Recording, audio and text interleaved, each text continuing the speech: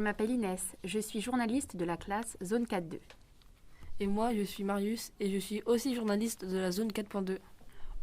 Aujourd'hui, nous recevons un invité spécial dans le cadre de la journée nationale de lutte contre le harcèlement à l'école.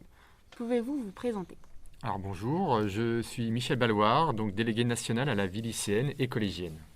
Que faites-vous en tant que délégué national ?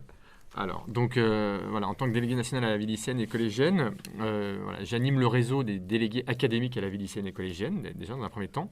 Les élus également, qui sont des élus lycéens, au niveau national, donc académique et national. Et puis, mon rôle est aussi de valoriser, de dynamiser la vie lycéenne. La vie lycéenne, c'est l'engagement des lycéens, et la vie collégienne, l'engagement des collégiens. Donc, l'engagement, c'est ce qu'on peut faire dans un CVC et dans un CVL. Donc, ce sont des élèves élus au lycée.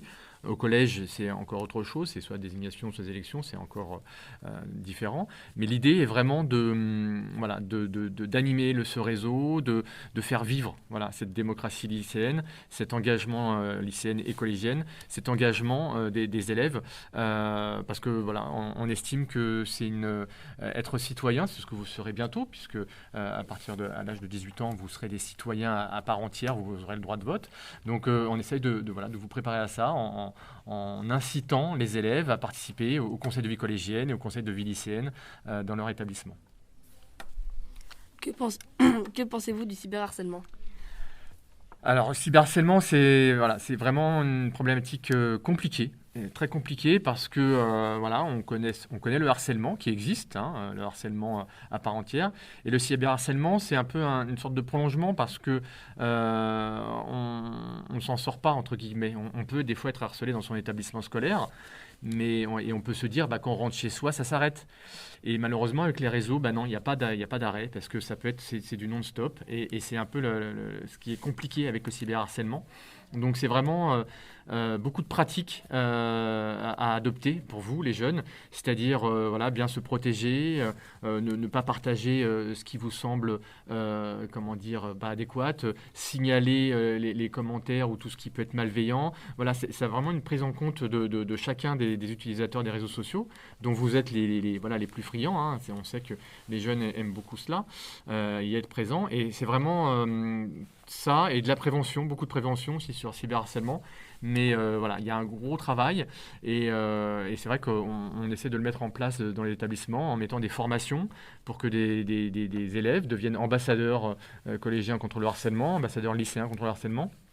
Donc c'est un travail de tous, parce que il y a le cyberharcèlement, c'est vrai que on a besoin aussi que les réseaux nous aident, parce que on a cette dimension-là où on n'a pas la main dessus, et puis on a besoin que les jeunes connaissent et adoptent les bonnes pratiques. C'est très important.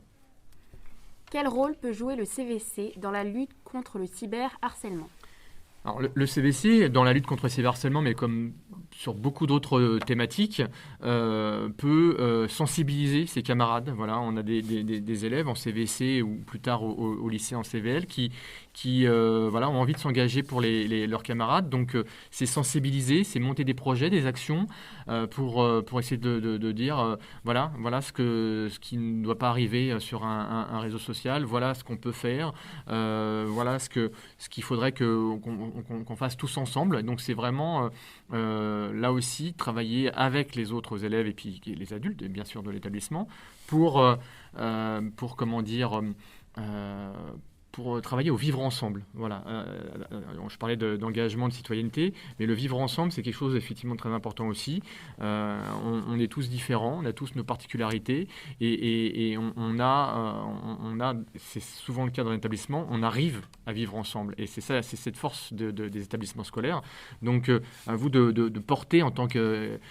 Quand je dis vous, parce que si vous faites partie d'un CVC, mais à vous de porter ça et par des projets, des actions, de montrer, entre guillemets, le bon chemin, et puis surtout sensibiliser, parce que vous avez peut-être, les élèves au CVC ont cette capacité aussi à monter des projets, des actions pour dire ce qu'il faudrait, ce qu'on aimerait dans un monde idéal, que soit les réseaux sociaux sur cette thématique-là, mais sur plein d'autres thématiques.